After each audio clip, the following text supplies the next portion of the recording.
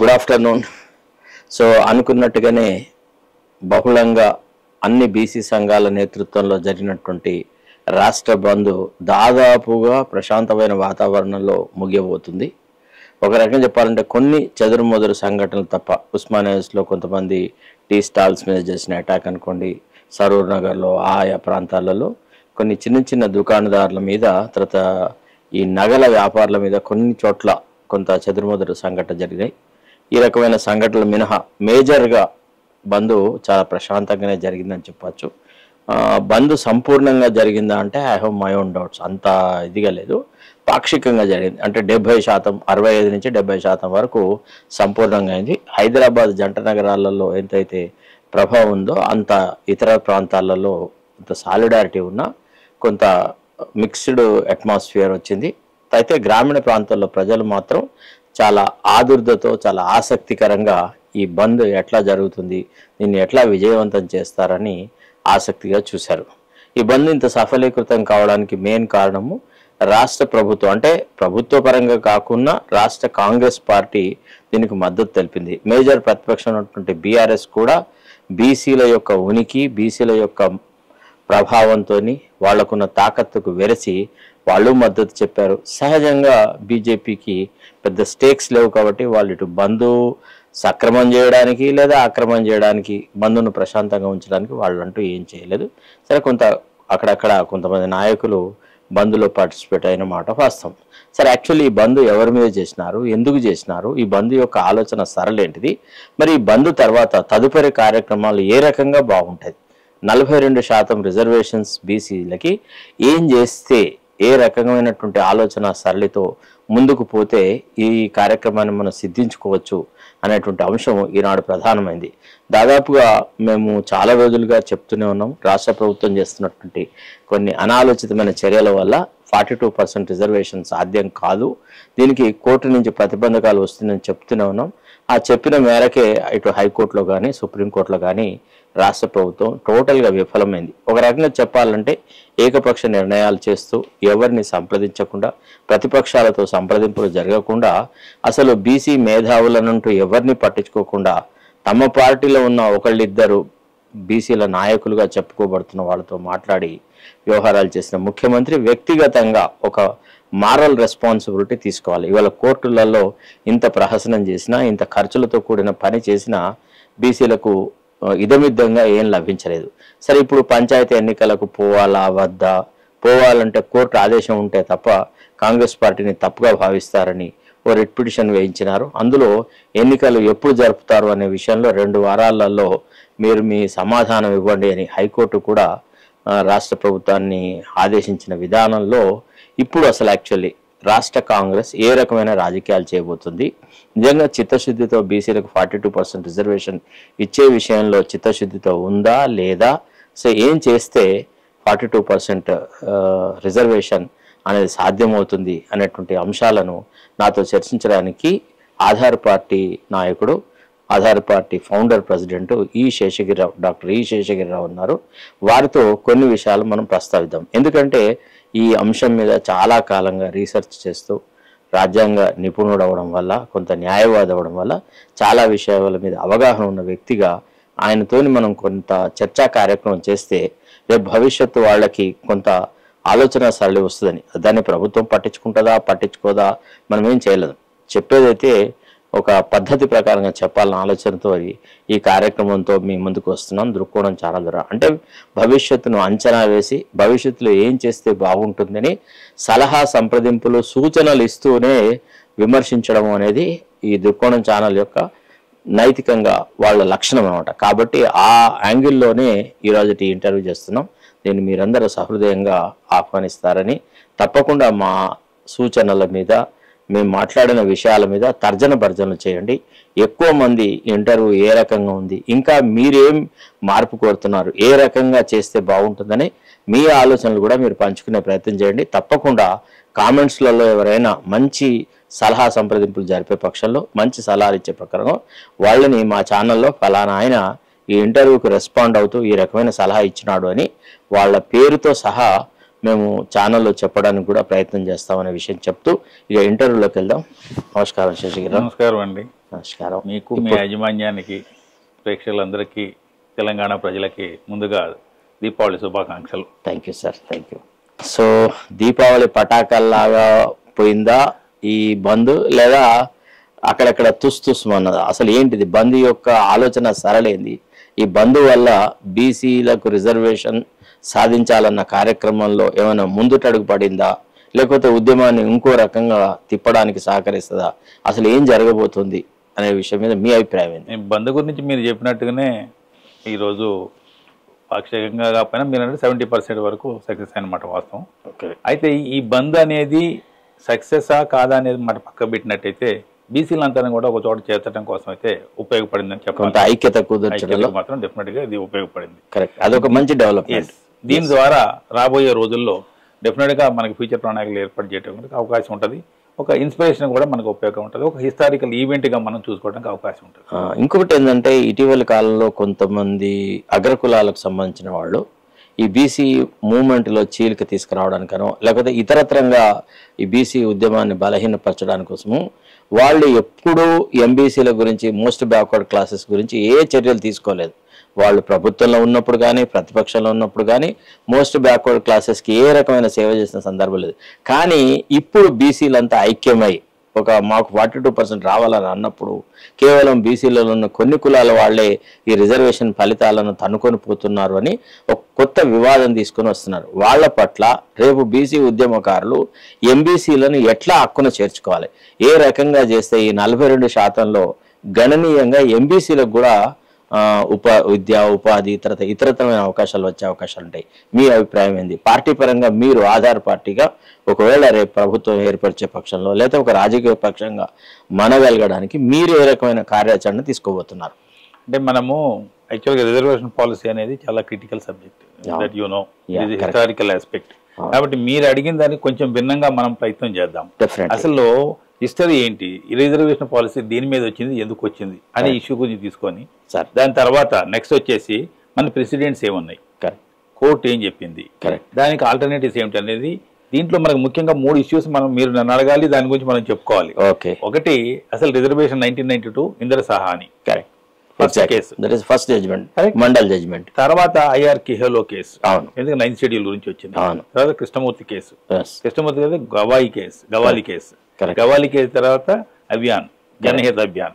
ఈ 4 కేసులు కనుక మనం ఒకసారి చేసినట్టయితే ఒక ఐడియా కనుక మనం పీపుల్ కి ఇవ్వగలిగితే ఈ పిచ్చి మాట్లాడే మాటలు అన్ని పోతాయి. ఫస్ట్ మనం హిస్టరీ తీసుకుందాం. ఒకటేంటంటే ఇవాళ బీసీ నాయకులు అని చెప్పుకుంటున్న చాలా మందికి అవగాహన రాహిత్యం ఉంది. కొంత తెలిసి తెలియక, తర్వాత ఏదో సోషల్ మీడియాలో ఎప్పుడు బీసీల కోసం నిరంతరం కృషి చేస్తున్న వాళ్ళగా పేర్ల కోసమని చలామణి అవ్వడానికి మాట్లాడుతున్నారు తప్ప అసలు అవగాహనతో మ్యాచ్యూర్డ్గా బీసీల యొక్క సర్వతోముఖాభివృద్ధికి ఏం జరిగితే బాగుంటుంది అనే విషయంలో మీనింగ్ఫుల్ సజెషన్స్ ఇవ్వలేదు. అందుకే మనం హిస్టరీకి పోదాం. ఫస్ట్ కరెక్ట్, మనం 3 రకాలుగా తీసుకోవాలి హిస్టరీని. మొట్టమొదటి మనకి ప్రిన్స్లీ స్టేట్స్ ఉంటాయి. అంటే భారతదేశానికి స్వతంత్రం రాకముందు, బ్రిటిష్ వాళ్ళు రాకముందు కూడా మన దేశాన్ని పరిపాలించిన రాజులు ఎవరైతే ఉన్నారో ఆ రాజులు కూడా రిజర్వేషన్ ఇచ్చారు. కరెక్ట్. అందులో మొట్టమొదటిగా మన కొల్హాపూర్ ప్రిన్స్లీ స్టేట్ ఉంది. కరెక్ట్. దానికి సాహు మహారాజ్ అనే ఆయన రిజర్వేషన్ ఇచ్చాడు. కరెక్ట్. ఆయన గవర్నమెంట్ లో. సో దానికంటే ముందు మనం ఆయన ఆదేశంగా తీసుకుంది పూలేని. ఎప్పుడు కూడా ఏ పరిపాలన వ్యవస్థలో కూడా బలహీనుడికి కొంత చేయుతనిచ్చి వాళ్ళను పరిపాలనలో భాగస్వాములు చేసుకునే ప్రక్రియ ఇదేదో బ్రిటిష్ వాడో వీడో చెప్పవచ్చింది కాదు. సహజంగా మన సమాజంలో ఆ రకమైన ఆలోచన ఉంది. బలహీనుడిని బొందబెట్టడం కంటే బలహీనుడికి మద్దతు ఇవ్వాలి. ఎగ్జాక్ట్లీ. సో కార్యక్రమంలో మనకి రిజర్వేషన్ పాలసీ రావడానికి కారణం మేజర్ గా 4 ఇష్యూస్ ఉన్నాయి. ఒకటి కాస్ట్ సిస్టమ్, రెండోది కమ్యూనిటీ సిస్టమ్, మూడోది సోషల్లీ ఎడ్యుకేషన్ బ్యాక్వర్డ్, నాలుగోది ఎకనామిక్ క్రైటీరియా. ఇప్పుడు ఈ 4 క్రైటీరియా మనం తీసుకున్నట్టయితే ఒక్కొక్కసారి ఒక్కొక్కటి జరుగుకుంటూ వచ్చింది. సాహు మహారాజ్ కంటే ముందు మన జ్యోతిరావు పూలేని ఆధారంగా తీసుకొని ఆయన ద్వారా వచ్చినటువంటి సాహు మహారాజ్ ఇచ్చినటువంటి reservation policy, Brahmins, non Brahmins అని 6 రోజులు ఇచ్చాడు. దాన్ని బేస్ చేసుకొని మనకి మైసూర్ మహారాజ్ ఇచ్చారు.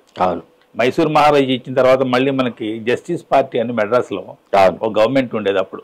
ఆ గవర్నమెంట్ ఎలక్టెడ్ బాడీ వాళ్ళు రిజర్వేషన్ పాలసీ తీసుకొచ్చారు అక్కడ. సో ఇన్ ద సేమ్ అంటే బ్రిటిష్ వాళ్ళకు సైమల్టేనియస్ గా మనకి ఈ రిజర్వేషన్ పాలసీ అనేది అప్పటి నుంచి తీసుకుంటూ వస్తూనే ఉంటారు.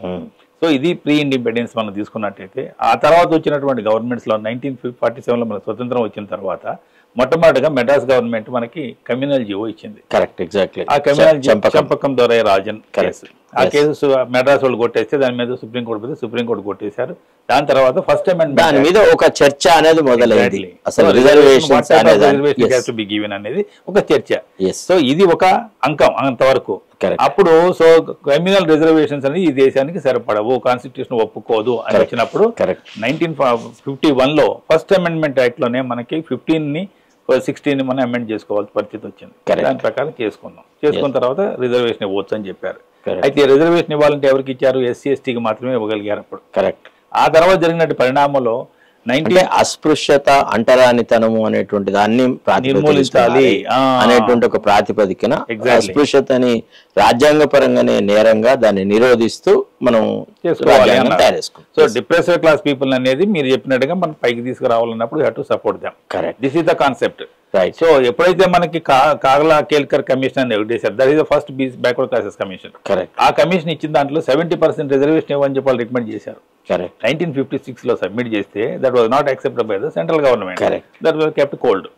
నెక్స్ట్ మళ్ళీ ఇందిరాగాంధీ టైంలో బిపి మండల్, బిందేశ్వరి ప్రసాద్ మండల్, ఆయన బీహార్ ముఖ్యమంత్రిగా కూడా చేశాడు కొంత టైం. ఆయన్ని కమిటీ వేసి సెకండ్ బ్యాక్వర్డ్ క్లాసెస్ కమిషన్ అంటారు. This commission went on and they have given a finding that 27% must be given to the backward classes where the 52% are having the population అన్నాడు. Correct. అన్నప్పుడు 27% ఇవ్వడం కోసం అని ప్రయత్నం జరిగింది. ఎవరు? విశ్వనాథ్ ప్రతాప్ సింగ్ ఫస్ట్ సారి బీపీ మండల్ రిపోర్ట్ తీసుకొని వచ్చారు. పాలసీ వచ్చిన తర్వాత జరిగినాయి. కరెక్ట్. ఆగిన తర్వాత పివి నరసింహారావు వచ్చిన తర్వాత now he has given a 2 వర్బియమ్స్, official memorandums అంటారు. ఇప్పుడు మనకి ఇక్కడ జీవో ఎట్లయితే అంటామో అఫీషియల్ మెమోరాండం, 2 మెమోరాండాలు ఇచ్చారు. ఒకటి for providing 27% reservation for OBC అంటారు అక్కడ, మన ఇక్కడ బీసీ అంటాం అంతే. అదర్ బ్యాక్వర్డ్ క్లాసెస్ కమ్యూనిటీ 27% అనేది ఇచ్చారు అక్కడ. రెండోది 10% ఈడబ్ల్యూసీ ఇచ్చాడు అప్పుడే. అయితే 2 ఇష్యూస్ కూడా ఇంద్ర సాహ్ని కేసులో ఛాలెంజ్ చేశారు. సో ఫైనల్ గా ఇంద్ర సాహ్నిలో 9 మంది జడ్జిలు కూర్చొని రాశారు అది జడ్జిమెంట్. దాంట్లో 5 ఒకటి, 4 ఒకటి, అంటే 5:4 ఒకటితోనే వచ్చిన జడ్జిమెంట్. అది మళ్ళీ ఇంత చూసిన తర్వాత బీపీ జీవన్ రెడ్డి అని మన స్టేట్ అతనే ఆ జడ్జిమెంట్ రాసిన వాళ్ళలో ఆయన, అది మెజారిటీ జడ్జిమెంట్. దాంట్లో వాళ్ళు చెప్పింది 3 ఇష్యూస్ చెప్పారు. ఒకటి, ఈడబ్ల్యూఎస్ ఇవ్వడానికి లేదు కాబట్టి ఈడబ్ల్యూఎస్ కొట్టేశారు. 27% ఇవ్వడం కరెక్టే అన్నారు. తర్వాత క్రీమీ లేయర్ పెట్టమన్నారు. ఎందుకు? మీరు ఇందాక చెప్పినట్టు ఎకనామికల్ క్రైటీరియా ఎంబీసీ ఇష్యూ వస్తుందనే ఉద్దేశంతో అప్పుడే ఆలోచించి వాళ్ళు ఒక రకంగా ఇది మంచి స్టెప్ కదా. అంటే రిజర్వేషన్ ఫలితాలను ఎప్పటికీ కొన్ని కుటుంబాల వాళ్ళే అనుభవించకుండా ఆయా కులాలలో ఆయా తరగతులలో ఇంకా వెనుకబడి ఉన్న వాళ్ళు, అభివృద్ధికి అసలే నోచుకున్న వాళ్ళు దొరికే అవకాశం ఉంటది. నేను అనుకుంటా మీరు 2 సార్లు కాంటెస్ట్ చేయాలా అనే నిబంధనలు దీన్ని దృష్టిలో పెట్టుకునే పెట్టారు కదా. 2 సార్లకు ఒకవేళ ప్రతిబంధకం కనుక పెడితే ఇంకో కొత్త వాళ్ళకు, ఇప్పుడు మనకి taken example of American system, president of America 2 సార్లు కంటెస్ట్ మోర్ దెన్ ట్వైస్. ఇప్పుడు మీకు ఒబామా కూడా చెప్పాడు, అతను కూడా క్యాపబుల్ ఉంది, చిన్న వయసు అయినా కూడా అతనికి ఎలిజిబిలిటీ లేదు. అంతకంటే చిన్న వయసులో ఉన్న అధ్యక్షులు కూడా 2 సార్లకే పరిమితమై, అమెరికాలో ఇంకా నాకంటే మేధావులు ఉన్నారు, నాకంటే గొప్ప వాళ్ళు ఉన్నారు, వాళ్ళకి రాజ్యాధికారం ఇచ్చినా వాళ్ళు ఈ దేశాన్ని పరిపాలించే వాళ్ళు ఇంకా మంచిగా మెరుగైన పాలన ఇస్తారని పార్టీని నమ్మి పార్టీలో వేరే వాళ్ళని ఎన్నుకోమని కదా సలహాలు ఇచ్చి ఆ సిస్టమ్ మనం కూడా చేయాలని మన పార్టీ మేము కూడా అదే చేస్తున్నాం. You are also part of the game కాబట్టి you know better then me. ఆ విధంగా ఇంద్ర సాహ్నిలో వచ్చినటువంటి 50% సీలింగ్ పెట్టారు. This is all the 3 issues that were decided by the Indra Sawhney. Correct కదా. అది 9 జడ్జెస్ బెంచ్.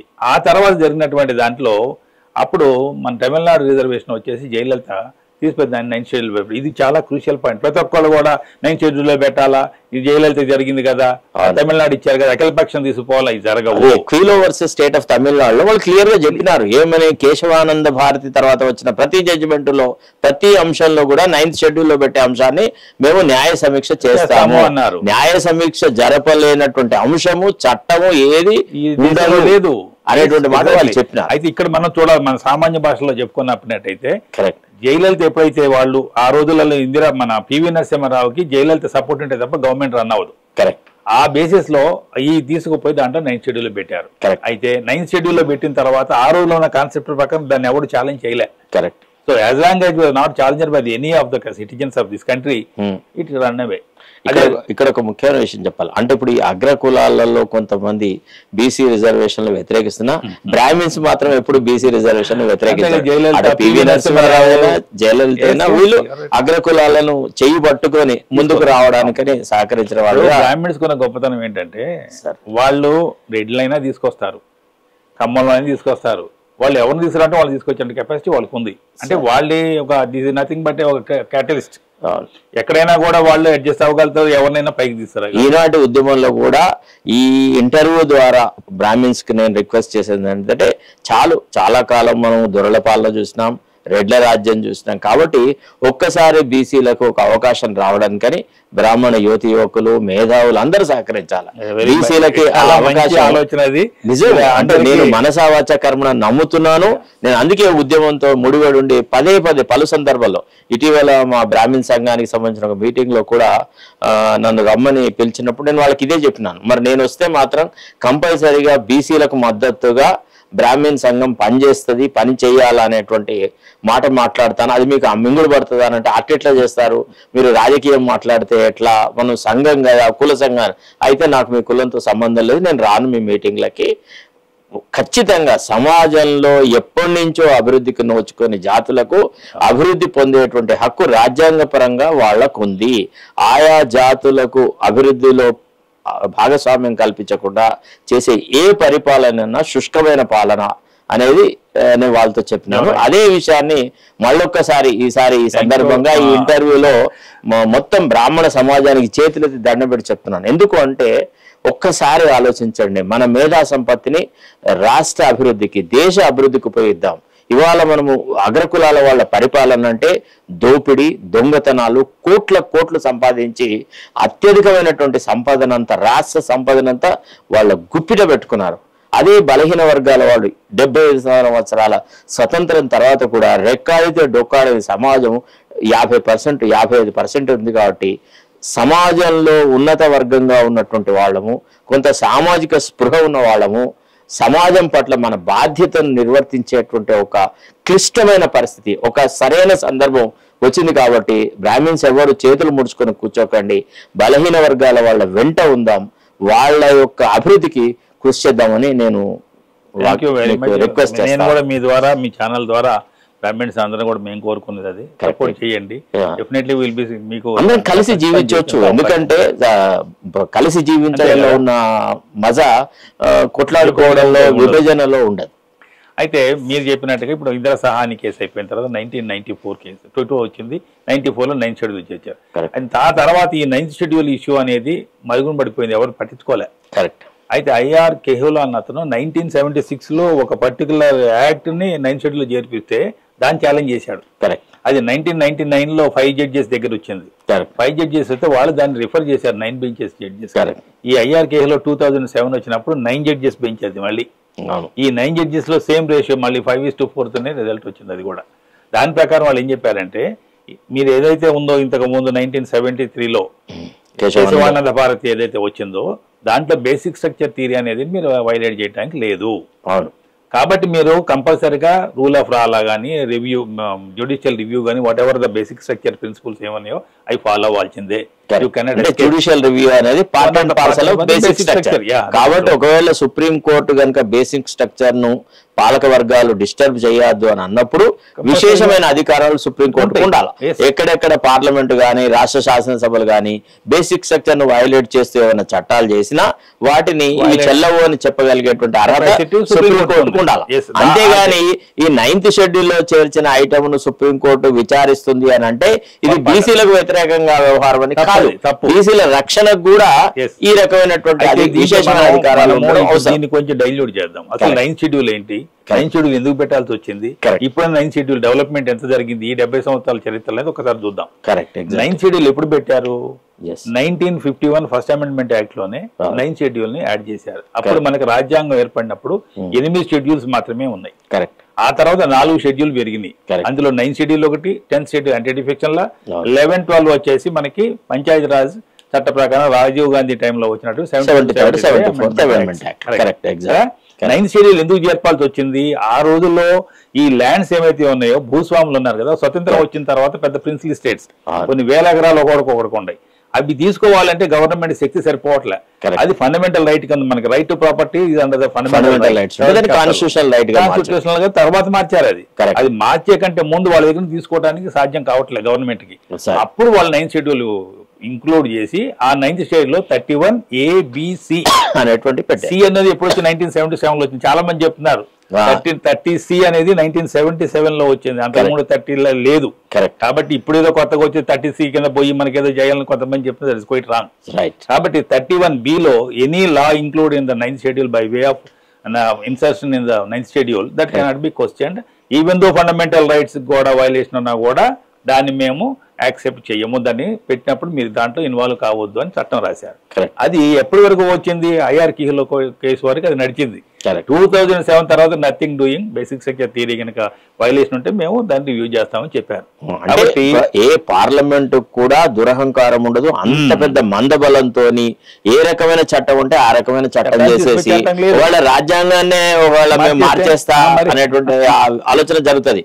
మందబలంతో ఆ రకమైన పని చేస్తారు కాబట్టి సుప్రీంకోర్టు విశేష అధికారాలను సంక్రమించుకుంది ఈ క్విలో వర్సెస్ తమిళనాడు జడ్జిమెంట్ లో. అది ఒక రకంగా బలహీన వర్గాల వాళ్ళకి ఎస్సీలకు అది ఒక రక్షణ కవచం లాగా ఈనాడు ఉందన్నమాట. సో దాని మీద ఉన్న అపోహలు మనం తొలగించాలి. అది IR Coelho versus state of Tamil Nadu అనే కేసులో ఇచ్చిన జడ్జిమెంట్ బేసుకొని 9th షెడ్యూల్ లో ఈవెన్ ఇప్పుడు ఏదన్నా కూడా చట్టం చేర్చినా కూడా అది కూడా స్క్రూటినీకి వస్తుంది. కరెక్ట్. కాబట్టి నువ్వు చేరినంత మాత్రంలో నీకు ఇమ్యూనిటీ అంటే ఏం చేయకుండా వాటిగానే ఒక అంశాన్ని పట్టుకొని 9th షెడ్యూల్ పెట్టేసేసి మాకు రిజర్వేషన్స్ వస్తాయి అనే ఒక భ్రమ ప్రపంచంలో చాలా మంది. అట్లా కాదు. అంటే కంపల్సరీగా ట్రిపుల్ టెస్ట్ కంప్లీట్ చేయాలి, ఎంపికల్ డాటా ఉండాలి, ఒక పద్ధతిలో ప్రకారంగానే వెళ్ళాలి. అది మీరు చెప్పేది లోకల్ బాడీ ఎలక్షన్ గురించి, అది పక్క పెడదాం. ట్రిపుల్ టెస్ట్ క్వశ్చన్ కాదు అసలు కాన్స్టిట్యూషన్ లో ఉన్నటువంటి అంశాలను కనుక దాటి కనుక ఎన్ని లా చేస్తే అది ఒప్పుకోరు, పార్లమెంట్ లో చెయ్యరు.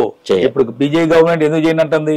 నీకు 50% సీలింగ్ ఉందని సుప్రీంకోర్టు జడ్జిమెంట్ చెప్తుంటే నువ్వు 50% దాటి ఇచ్చి తీసుకుపోయి దాంట్లో కలపమంటే అదేంటి పాసిబుల్? అది ఏ గవర్నమెంట్ కలిపి దీన్ని కలుపుతాడా?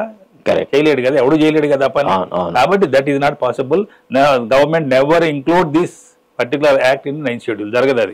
అది జరిగే పని కాదు. ఒకవేళ జరిగినా కూడా that was charged before the supreme court.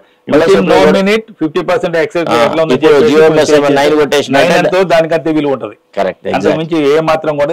ఈ విషయంలో కొంత క్లారిటీ ఉండాలి. బీసీ యువతి యువకులు ఈ విషయాన్ని గ్రహించాలి. చదువుకున్న వాళ్ళు ఇవాళ చాలా మంది సోషల్ మీడియాలో వచ్చేసేసి రిజర్వేషన్ల మీద వాళ్లకు నచ్చినట్టుగా చెప్తున్నారు. కొన్ని జడ్జిమెంట్ల పేర్లు జ్ఞప్తికి చేసుకున్నారు, బైహార్ట్ చేసుకొని ఈ జడ్జిమెంట్ ఇట్లా ఆ జడ్జిమెంట్ ఇట్లా అని చదివినా చదువుకున్నా గానీ ఇక విశేషమైన అంబడిపూడి రచనల్లాగా ఏదేదో మాట్లాడేస్తారు. దయచేసి గ్రహించండి. వాళ్ళ దగ్గర ఇప్పుడు 3 టెర్మినాలజీ బాగా నడుస్తుంది. Number 1 Indra Sawhney case, Jayalalithaa case తీసుకుని 9th షెడ్యూల్ పెట్టడం. 9th షెడ్యూల్ ఐఆర్ కిహేలో ఈయన 103 కాన్స్టిట్యూషన్ అమలు ప్రకారం 60 మనకు వచ్చి 10% ఈడబ్ల్యూసీ ఇచ్చారు.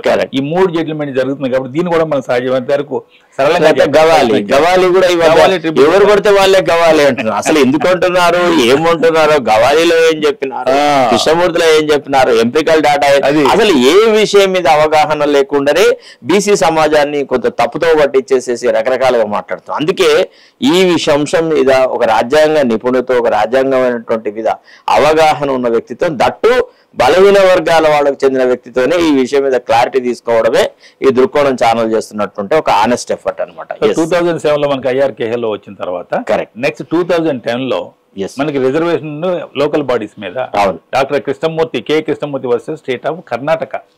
అక్కడ వాళ్ళు ఏం చేశారు, 50% మోర్ ఇచ్చినప్పుడు దాన్ని వాళ్ళు కూడా దాంట్లో జడ్జిమెంట్ రాసిన కూడా జస్టిస్ బాలకృష్ణ 5 జడ్జెస్ బెంచ్. దాంట్లో ఏమన్నారు, ఇక్కడ కూడా 50% పెంచడానికి వీల్లేదు. ఆ కేజీ బాలకృష్ణను కూడా ఎస్సీ సామాజిక వర్గానికి ఈ was the chief justice of India for some time. అట్లా అంటే చాలా సార్లు ఏమనుకున్నారంటే రిజర్వేషన్ ఫలితాలను బీసీలకు ఎస్సీలకు అందకుండా చేసిన వాళ్ళంతా ఉన్నత వర్గానికి చెందిన జడ్జిలు అని అంటున్నారు. అది చాలా తప్పు. ఉన్నత వర్గాలకు చెందిన జడ్జులే చాలా సార్లు బీసీలకు ఎస్సీలకు అనుకూలమైన తీర్పులు ఇచ్చినారు. మనం చంద్రచూడ్ ఇచ్చింది కదా మనకి 7 జడ్జెస్ బెంచ్ ఎస్సీ కేటగిరైజేషన్ ఇచ్చి చెప్పిన చంద్రచూడ్ చీఫ్ జస్టిస్ అండ్ 6-1 అది కరెక్ట్. కాబట్టి మనం దాని తర్వాత పోదాం. Right. సో ఈ లెక్కన మనకి కృష్ణమూర్తి కేసులో వచ్చిన 50% ceiling even local body elections కూడా జరగడానికి వీలేదు అన్నాడు. కరెక్ట్. అది అయిపోయిన తర్వాత ఆటోమేటిక్ ఎలక్షన్స్ ఇట్లే జరుగుతుంది. ఇక్కడ ఇంకొక అంశం శేషగిరి గారు, ఇప్పుడు ఈ 50% ఏమో రిజర్వేషన్ ఇచ్చుకోవచ్చు, 50% అన్రిజర్వ్డ్ కేటగిరీ కింద పెడుతున్నాను అన్నప్పుడు ఈ రిజర్వేషన్ కేటగిరీలో వాళ్ళు మిగతా 50% లో కూడా కంటెస్ట్ చేయొచ్చు 100%. కదా. దాని అర్థం ఇది రిజర్వ్డ్ కేటగిరీ వాళ్ళు ఆ స్థానాలకు ఎదగలేరని కాదు కదా. సమాజంలో అభివృద్ధి చెందాలి, సామాజిక స్పృహ ఉండాలి, ప్రజా సేవ చేయాలి, ఉన్నత వర్గాల వాళ్ళను కూడా శాసించే స్థితికి రావాలనే ఉద్దేశం అది. అంతే కదా, అట్లా రావాలి కూడా. రేపు భవిష్యత్తులో కూడా బీసీలు కేవలం రిజర్వేషన్ ఇస్తే తప్ప మేము కుర్చీలోంచి లేచి నిలబడము అనేటువంటి ఆలోచన మానేసేసి పోటీతత్వం డెవలప్ చేసుకొని శ్రమ ద్వారా, ఎఫర్ట్ ద్వారా ప్రజల హృదయాలను గెలుచుకొని అగ్రకులాలని ఈవెన్ ప్రజాదరణలో కూడా వీళ్ళు చేయాలి. సో మనకి ఆ తర్వాత కృష్ణమూర్తి కేసు తర్వాత ఆ తర్వాత చాలా కాలం వరకు ఈ రిజర్వేషన్ పాలసీ మీద ఎవరు డిస్టర్బెన్స్ కాలే. కరెక్ట్. ఎప్పుడైతే మనకి ఈడబ్ల్యూఎస్ 2019 ఈడబ్ల్యూఎస్ 103 కాన్స్టిట్యూషన్ అమెండ్మెంట్ ప్రకారం 10% ఇచ్చారు. ఇప్పుడు 1992లో ఇచ్చిన పివి నరసింహారావు ఓఎం ఏదైతే అఫీషియల్ మెమోరాండం ఉందో కొట్టేశారు దాన్ని కొట్టేసి వీళ్ళు ఏం చేశారు, కాన్స్టిట్యూషన్ అమెండ్మెంట్ తీసుకొచ్చి పొలిటికల్ 10% కలిపి ఇచ్చేశారు. ఇస్తే that was challenged before the supreme court. అది జనహిత అభియాన్ కేసు.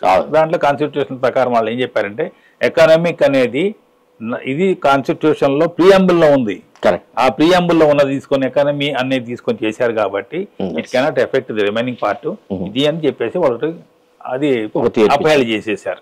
కాబట్టి 60% ఇప్పుడు మనకి ఎంత 50 + 10 60% ఇక్కడ రావచ్చు.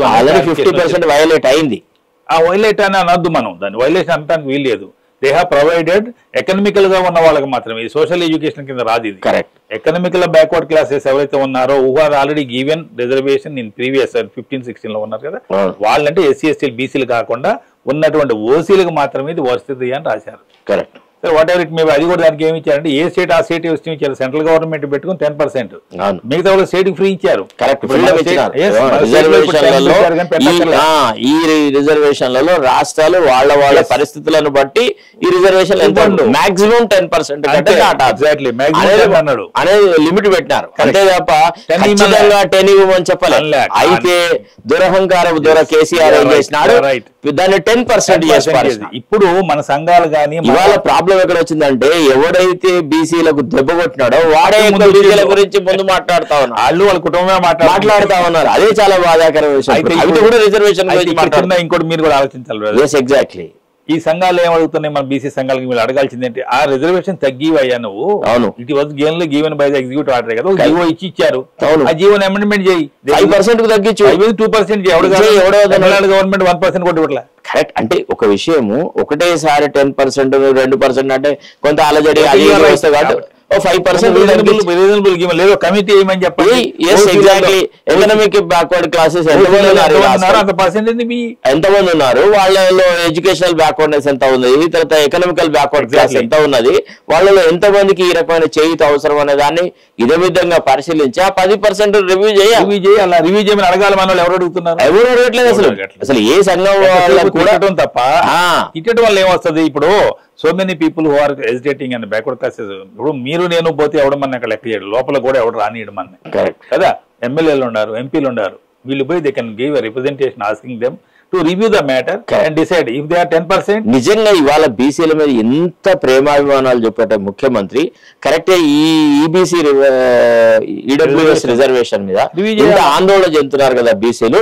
దీన్ని మేము పునఃసమీక్షిస్తామని ఒక్కనాడు ఒక్క మాట మాట్లాడే మరి ఎవరు అడగట్లేదు. బీసీ సంఘాల నాయకులు కూడా మరి ఇది రాష్ట్ర ప్రభుత్వం చేతిలో ఉంది, ఇది చెయ్యండి అని అడిగేవాడు ఎవడు నాథుడే లేవు. అమ్మాయినా అడగకపోతే పెట్టదని ఒక సామెత ఏదైతే ఉందో, కరెక్ట్, సీఎం గానీ గవర్నమెంట్ గానీ మనం సపోజ్ ఇట్లాంటి బంధువులు చేసినప్పుడు అది కూడా ఒక డిమాండ్ లాగా రావాలి. ఉన్న డిమాండ్ కంపల్సరీ పెట్టాలి. ఈడబ్ల్యూఎస్ రిజర్వేషన్ ని రివ్యూ చేయండి, తగ్గియాలి అని మన వద్దు. కరెక్ట్, రివ్యూ చేయండి. If they are entitle let them చూపెట్టండి మాకు ఎట్లా వాళ్ళు 10% రిజర్వేషన్ కి అర్హులు. మళ్ళీ that at the cost of most backward classes. Totally backward classes వాళ్ళకి అవకాశాలు తగ్గించి వీళ్ళకి ఈడబ్ల్యూఎస్ అనే నెపంతో ఇచ్చి మళ్ళీ వీళ్ళలో ఎవరు వస్తున్నారు, టాప్ పీపుల్ వస్తున్నారు, ఆర్థికమైనటువంటి ప్రాతిపదికన తక్కువ చేసి చూపెట్టి, మ్యానిపులేషన్స్ చూపెట్టి, మళ్ళా ఉన్నత వర్గాలలో సుసంపన్నులైనటువంటి వాళ్ళే వస్తా ఉన్నారు. మన గ్రూప్ 1 ఎగ్జామినేషన్ ఎగ్జాంపుల్ కదా, చాలా నీచంగా జరుగుతుంది అది. అది 10% రిజర్వేషన్ 2019 లో వచ్చింది, 22 లో దట్ వాజ్ అప్హెల్డ్. అయితే ఎప్పుడు కూడా మనకి 3 ఇష్యూస్ మనం చూద్దాం. ఒక లా అనేది ఎట్లా చేయబడుతుంది, ఆ లా అనేది ఎట్లా ఎగ్జిక్యూషన్కి వస్తుంది, దాన్ని ఇంప్లిమెంట్ ఎట్లా చేస్తారు, మన ఇద్దరికి తెలుసు. కానీ మనం కొంత చెప్పడానికి ప్రయత్నం చేద్దాం. డెఫినెట్లీ ఒక అసెంబ్లీ కానీ పార్లమెంట్ కానీ ఒక లా అనేది కేబినెట్ అప్రూవల్ అయిన తర్వాత బిల్ వస్తుంది. కరెక్ట్. ఆ బిల్ వచ్చిన తర్వాత ఆ బిల్లులో చర్చలు జరుగుతాయి. దాంట్లో అపోజిషన్ అపోజ్ చేస్తారు, చాలా తర్జన జరుగుతాయి. ఇక్కడ ఏంటంటే దరిద్రం 10 రోజుల్లో కూడా అసెంబ్లీ జరగట్లేదు. బడ్జెట్ సెషన్ ను కూడా 12-13 రోజులకు కుదించి వేసేసి అసలు శాసనసభకు రాష్ట్ర పరిపాలనకు సంబంధం లేనట్టుగా ఆ జరిగిన 10 రోజులు కూడా వీడు వాడి మీద మన్ను, వాడు వీడి మీద మన్ను, అసలు ఏ బిల్లు ఏం జరిగింది అనేది ప్రభుత్వం వితౌట్ ఎనీ డిస్కషన్ డిబేట్ గురిటే చేసేస్తున్నారు. అంతే, వాళ్ళు కరెక్ట్ బిల్ అయిపోతుంది. సో అయిపోయిన అది కూడా మనం ఒప్పుకుందాం. బిల్లు తీసుకుంటారు. బిల్లు అయిపోయిన తర్వాత ఎక్కడికి పోతుంది బిల్లు? గవర్నర్ దగ్గర పోతుంది. గవర్నర్ సంతకం పెట్టాలి. గవర్నర్ పెట్టాలంటే అది కాన్స్టిట్యూషనల్ పారామీటర్స్ ఉంటే పెడతారా, లేకపోతే నువ్వు పంపించిన కానీ పెడతారా? అంటే రాజ్యాంగ పరంగా అసెంబ్లీ పాస్ చేసిన ప్రతి బిల్లు మీద గుడ్డిగా గవర్నర్ సంతకం పెట్టాలన్న ప్రతిబంధకం ఏది లేదు. గవర్నర్ కూడా రాష్ట్ర శాసనసభ ఆమోదించిన బిల్లును తన ఓన్ న్యాయ విభాగంతో తనకు నచ్చిన వాళ్ళతో చర్చించి దానిలో రాజ్యాంగ బద్ధత ఎంత ఉన్నది లేదు పరిశీలించి మాత్రమే పెడతారు కదా. గవర్నర్ సిగ్నేచర్ పెట్టలేదు అంటే తమిళనాడు ఎగ్జాంపుల్ వేరు, మన రాష్ట్రంలో కూడా కాదు. తమిళనాడు దాంట్లో ప్రాబ్లం ఏమైందంటే అక్కడ ఒక పర్టికులర్ యూనివర్సిటీస్ కి వైస్ ఛాన్సలర్ గవర్నర్ ఉండేవాడు. అవును, దాన్ని తీసేసి సీఎం అని పెట్టారు. దానివల్ల ఎవరికి లాస్ లేదు. కానీ ఇక్కడ మంది అది కాదు. పర్సెంటేజ్ పెరుగుతుంది. 42% పెంచినప్పుడు మిగతా పీపుల్ ఎఫెక్ట్ అవుతున్నారు. ఒక చిన్న ఉదాహరణ చెప్పాలి మనం. శేషగిరి, నేను జర్నలిస్ట్ గా ఉన్న రోజులలో ఎన్టీ రామారావు కూడా తాను ఛాన్సలర్ కావాలా, ఆ గౌన్లు వేసుకోవాలన్న కోరికతో ఏం చేసినాడు, యూనివర్సిటీ యాక్ట్ ని ఎమెండ్ చేసేసి చీఫ్ మినిస్టర్ ని ఛాన్సలర్ గా కొన్ని యూనివర్సిటీలో డిక్లేర్ చేసుకున్నాడు. ఆ తర్వాత ఎప్పుడైతే డాక్టర్ చెన్నారెడ్డి ప్రభుత్వం వచ్చిందో ఆయన ఏమన్నాడు, నేను గవర్నర్ గా చాలా యూనివర్సిటీస్ అడ్మినిస్ట్రేషన్ చూసినాను, ఇది ఎకనామిక్స్ కు సంబంధించిన వ్యవహారాలలో తలదూర్చడము గవర్నర్ కి అది ముఖ్యమంత్రికి అది సాధ్యం కాదు, ముఖ్యమంత్రి రోజు దినవారీ సమస్యలే బొచ్చడని ఉంటాయి కాబట్టి నేను అమెండ్మెంట్ తీసి పారేస్తానని ఆయన మళ్ళా రీఅమెండ్మెంట్ చేసి పారేసేసి ముఖ్యమంత్రిని ఛాన్సలర్ బాధ్యతల నుంచి తప్పించాడు. అంటే రాజకీయాలలో మెచ్యూరిటీ ఉండాలా, రాజకీయాలలో నిబద్ధత ఉండాలి. ఏం ఆశించి ఒక చట్టం చేస్తున్నాం అనే దాని మీద అవగాహన ఉంటే తప్పుడు చట్టాలు ఏర్పడవు. ఇప్పుడు తమిళనాడు చట్టాన్ని ఒక నిమిషం మనం డిస్కస్ చేద్దాం. కరెక్ట్. ఒక తమిళనాడులో సపోజ్ గవర్నర్ బదులు సీఎం వచ్చిండు అనుకుందాం. Correct. What is the great change that ఏం జరుగుతుంది? ఏమీ లేదు. దానికి ఎందుకు అంత అడావుడి సుప్రీంకోర్టు పోయి దాంట్లో బెంచ్ లో ఆర్డర్ తీసుకొచ్చి వాళ్ళు రాసి దాన్ని ఇంప్లిమెంట్ చేయట్లేదు, ఇవన్నీ న్యూసెన్సా కాదా? Correct correct exactly. దానివల్ల బహుళంగా జరిగేది. తర్వాత యూనివర్సిటీలకు అటానమీ లేదు. ఓ రకంగా యూనివర్సిటీస్ అన్ని ప్రభుత్వాల మీద దయాదాక్షిణ్యాలు గ్రాంట్ ఇస్తే ఉంటాయి, లేకపోతే లేదు. జీతాలు కూడా ఉండవు కదా. ఇప్పుడు మన రాష్ట్రాల్లో యూనివర్సిటీల పరిస్థితి కనుక మనం చూస్తే ఉస్మానియా యూనివర్సిటీ, కాకతీయ యూనివర్సిటీ, ఇతర యూనివర్సిటీల పరిస్థితి కనుక చూస్తే అధ్వాన్నంగా ఉంది. ఒకనాడు కళకళలాడే ఉస్మానియా యూనివర్సిటీ ఇవాళ ఎట్లా నిర్జీవంగా తయారై పంజగుట్ట శ్మశాన వాటికలా కనబడుతుంది. సో ఇప్పుడు మన శాసన విధానంలో కరెక్ట్ ఎప్పుడైతే బిల్ అయిద్దో ఆ బిల్ తీసుకుని గవర్నర్ కి ఇస్తే governor in the parameters of constitutional parameters చూసి వెరిఫికేషన్ చేసి సిగ్నేచర్ సంతకం పెడతారు. లేదు ఇది రికగ్నెన్సీ. ఒకవేళ సెంట్రల్ గవర్నమెంట్ కి మనకి ఏమన్నా ఉంటే ప్రెసిడెంట్ కి పంపి ప్రెసిడెంట్ అసెంట్ కావాలని చెప్పి 201 ఆర్టికల్ ప్రకారం పంపుతారు. This is the overall situation. Correct. ఇప్పుడు ఈ పర్టికులర్ ఏ బిల్స్ అయితే మన వాళ్ళు 2 పాస్ చేశారో, మార్చిలో పాస్ చేసిన 2 బిల్స్, ఒకటి వచ్చేసి providing 42% reservation education employment, correct, అది ఒక బిల్లు. రెండోది వచ్చేసి 42% రిజర్వేషన్ ఇన్ లోకల్ బాడీస్ కదా. ఈ 2 సపరేట్ బిల్స్. ఈ 2 బిల్లు గవర్నర్ పంపితే గవర్నర్ రాష్ట్రపతికి పంపితే రాష్ట్రపతి దగ్గర పెండింగ్ లో ఉంది. కరెక్ట్. ఈ బిల్లులు అసలు ఎప్పుడైనా సంతకం పెట్టే అవకాశం ఉంటుందా? లేదు.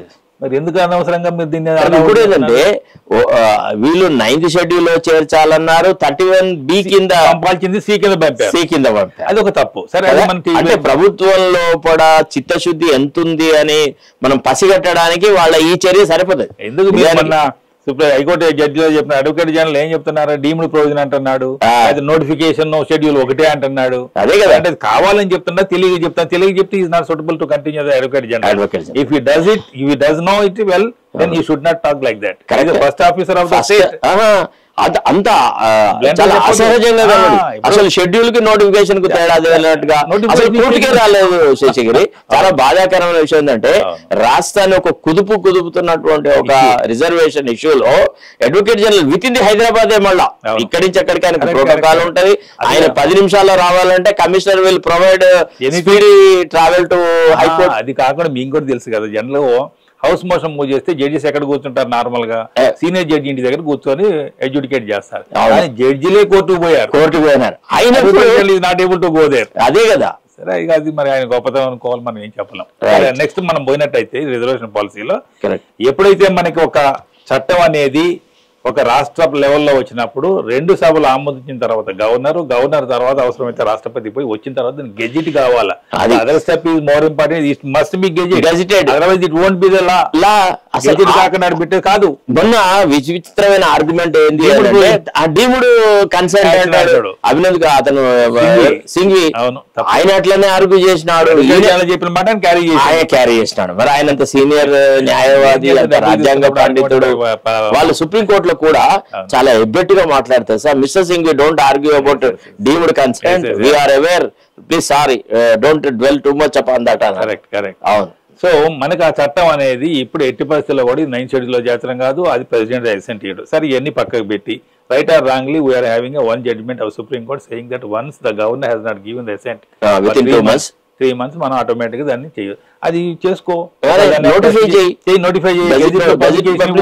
ఒకవేళ ఎక్స్ట్రాడినరీ సిచ్యువేషన్ ఎవరైనా దాన్ని ఛాలెంజ్ చేయగలేదు అనుకో, అదే రన్ అవుతుంటది. ఎవరు చూడబోయిన ఛాలెంజ్ చేసినా సుప్రీంకోర్టు లో ఛాలెంజ్ చేయాలి, దాని కథ రకరకాల కూడా దానికి మళ్ళీ సేమ్ ప్రిన్సిపల్స్ అప్లై అయితే నువ్వు 50% సీలింగ్ ఎట్టబోయినా వాడు ఎట్టిచ్చింది వీళ్ళు ఎట్టిచ్చినా కానీ సుప్రీంకోర్టు కొట్టేస్తుంది. అందులో ఏం డౌట్ లేదు, ఉండదు. 50% సీలింగ్ పోతే తప్ప నువ్వు you cannot make a law. Correct. ఈ 50% సీలింగ్ పోవాలంటే సుప్రీంకోర్టులో ఆల్రెడీ నెక్స్ట్ స్టెప్ పోదాం. అయితే దీని తర్వాత జరిగిన పరిణామం మన దగ్గర శాసనసభలో వచ్చేటటువంటి చట్టాలు ఒకటైతే, శాసనసభలో ఎప్పుడైతే సెషన్స్ లో లేవో ఆ పర్టికులర్ ఇంటర్గ్నమ్ పీరియడ్ లో ఆర్డినెన్స్ ఇవ్వచ్చు. కరెక్ట్. ఆర్డినెన్స్ ఇవ్వాలంటే ఎవరు ఇవ్వాలి? గవర్నర్ మాత్రమే ఇవ్వాలి. ఆ గవర్నర్ ఆర్డినెన్స్ ఎవరు పంపుతారు? కేబినెట్ అప్రూవల్ చేసి అది పంపుతారు. అది ఏ ఆర్డినెన్స్ పంపించారు? పంచాయతీరాజ్ చట్టం 285A. ఈ 285A ఎప్పుడు వచ్చింది? 2019లో కేసీఆర్ గవర్నమెంట్ ఉన్నప్పుడు సుప్రీంకోర్టు తీర్పులకు అనుకూలంగా తగ్గించేసిండు ఆయన. తగ్గించినాడు. దాకా 50% ఉండాలని. ఏంటంటే ఇక్కడ అసాధారణమైన పని ఏంటంటే అసెంబ్లీని ప్రోరోగ్ చేసి ఒక ఆర్టిఫిషియల్ గా అసెంబ్లీ సమావేశంలో లేదు అని నిరూపించి దానికి ఆర్డినెన్స్ ఇచ్చారు. దాని బదులు అసెంబ్లీలో చేస్తే అయిపోయేది. దానికి ఆర్డినెన్స్ మరి ఆయనకి సలహాలు ఇచ్చిన రాజ్యాంగ పండితులు ఎవరో ఇచ్చిండు. ఇచ్చిన ఆర్డినెన్స్ దాంట్లో ఏమన్నా 285లో 50% ఎక్కువ పెట్టాలన్నప్పుడు అది మాత్రం సంతకం పెడతారు. దాంట్లో వీళ్ళు చేసిన తప్పు ఏంటంటే దాంట్లో 42 అని రాయకుండా ఉన్నట్టయితే సంతకం పెట్టేవాడు. అది తప్పు చేశారు. కరెక్ట్. 42 ఎప్పుడైతే పెట్టినావు అంటే రాష్ట్రంలో ఉన్న ప్రత్యేకమైన పరిస్థితులలో అధికంగా పెంచుకునే హక్కు రాష్ట్రాలకు ఉన్నది అనేటువంటి మాట పెడితే అయిపోయేది. అది 52%, 50% అధికమిస్తా తగ్గిస్తా ఆ దిశలో గవర్నర్ కి అవసరం లేదు కాబట్టి సింపుల్ గా పెట్టించేవాడు. అది కాకుండా వీళ్ళు చేసిన పనికి ఆయన పెట్టుకుని పక్కన పెట్టి. ప్రాబ్లం ఎక్కడ వచ్చిందంటే శశిగిరి, ఇప్పుడు ఈ విషయాల మీద ఏదైతే అవగాహన ఉన్న వాళ్ళు ఎవ్వరు కూడా వాళ్ళని ఈ చర్చా కార్యక్రమంలో భాగస్వాములు చేయలేదు. రానివ్వకుండా వాళ్లకు తోచిన హ్యాండ్ పిక్డ్ మేధావులు మాత్రమే ఆలోచనలు చేసేసి మొత్తానికి బీసీల సంక్షేమాన్ని బొందబెట్టిన. మీకు గుర్తుందో మీరు కూడా చాలా సార్లు ఛానల్లో చెప్పారు, జీవో ఏ జీవో ఇవ్వాలని ఈ జీవో 9 ఇచ్చిన జీవో కాదు. కరెక్ట్. మీరు ఇచ్చింది చెప్పింది ఏంటి? నోటిఫై చేయమన్నారు. నోటిఫై చేసిన తర్వాత అప్పుడు జీవో ఇవ్వమన్నారు. దాని వీడు ఉల్టా అర్థం చేసుకున్నారు. 162 కింద ఇచ్చాడు. అదే కదా గొప్ప కదా. అంటే రాష్ట్ర ప్రభుత్వాల అవగాహన ఎంత గొప్ప ఉందంటే గరిటెకు స్పూన్ కు మధ్య తేడా అని దద్దమ్మలు ఉంది. చాలా దరిద్రంగా ఉంది. అంటే ఒక ఆయన చెప్తా ఉన్నాడు, ముఖ్యమంత్రికి ఎవ్వరు ఏ సలహా ఇచ్చే పరిస్థితి లేదంట. ఏదైనా తాను చెప్పిందే కరెక్ట్, తనకు ఎదురుగా మాట్లాడినాన్ని కింది నుంచి మిద్దాంగా చూసేసి వాడిని దరిదాపులో కూడా రాకుండా చేస్తున్నాడు సార్. అందుకోసమే మేము ఏం సలహాలు ఇవ్వలేము, మా సలహాకి గౌరవమే ఉండదు అనేటువంటి మాట మాట్లాడతాను. సో ముఖ్యమంత్రి ఇట్లాంటి అంశాల మీద కూడా ఏకపక్ష నిర్ణయాలు చేస్తే యోగ్యత రిజల్ట్. సో ఎప్పుడైతే ఆర్డినెన్స్ మనకి వాళ్ళు సంతకం పెట్టదని తెలిసిందో మళ్ళీ సేమ్ ఆర్డినెన్స్ లో ప్లేస్ లో చట్టం చేశారు, బిల్ చేశారు. బిల్ పాస్ చేసి మళ్ళీ గవర్నర్ కే పంపారు. దాంట్లో సేమ్ ఇదే ఉంది, ఆర్డినెన్స్ లో ఏముందో ఇదే ఉంది. ఒకసారి మనకి అందరికీ తెలిసిన విషయం, ఆర్డినెన్స్ అనేది లైఫ్ అనేది మాక్సిమం 6 months. బికాస్ 2 సెషన్స్ అనేది more than 6 months they cannot hold. 6 months 6 months తర్వాత అంటే ఇప్పుడు ఆర్డినెన్స్ ప్లేస్ లో మళ్ళీ బిల్ వచ్చిన తర్వాత ఆర్డినెన్స్ ఆటోమేటిక్ ల్యాబ్స్ అయిపోతుంది, బిల్లు మాత్రమే ఉంటది.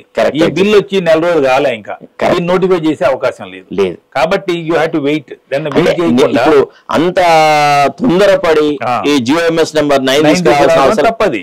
పంచాయతీలకు సకాలంలో మనం ఎన్నికలు జరపట్లేదు, ఎట్లాగో ఆలస్యమైంది. సో 2 నెలల కాలం వ్యవధి అయ్యే వరకు వెయిట్ చేసి నోటిఫై చేసేసరికి ప్రొసీడ్ అయ్యేది ఉంటే, లేదా తర్వాత పెట్టిన బిల్లులో 50% కంటే మించి రిజర్వేషన్లు ప్రొవైడ్ చేసే అధికారం రాష్ట్రాలకు ఉండేటట్టుగా తెచ్చుకొని క్లాజ్ ఒకటి తీసేస్తే అయిపోతుంది. కరెక్ట్ కదా. 285A ని డిలీటెడ్ అని రాసేస్తే సరిపోతుంది. Nothing more than that. Correct, exact. అదొకటి చాలు. ఆ తర్వాత 162 కింద ఏమైనా ఇచ్చుకో. ఏ ఆబ్జెక్ట్ 285A తెచ్చారు లేదు అనేది సంబంధం లేదు. ఓన్లీ ఆ యాక్ట్ లో ఉన్నది. అందుకే చాలా సార్లు కూడా మనకు హైకోర్టులో జరిగినప్పుడు పేరెంటల్ యాక్ట్ లో ఉన్నటువంటి దాన్ని ఉండంగా how can you give the 162 అని చెప్పి, అంటే this is ultra virus the very Panchayat Raj act itself. Once parental act లో ఉన్నప్పుడు హౌ కెన్ యూ గివ్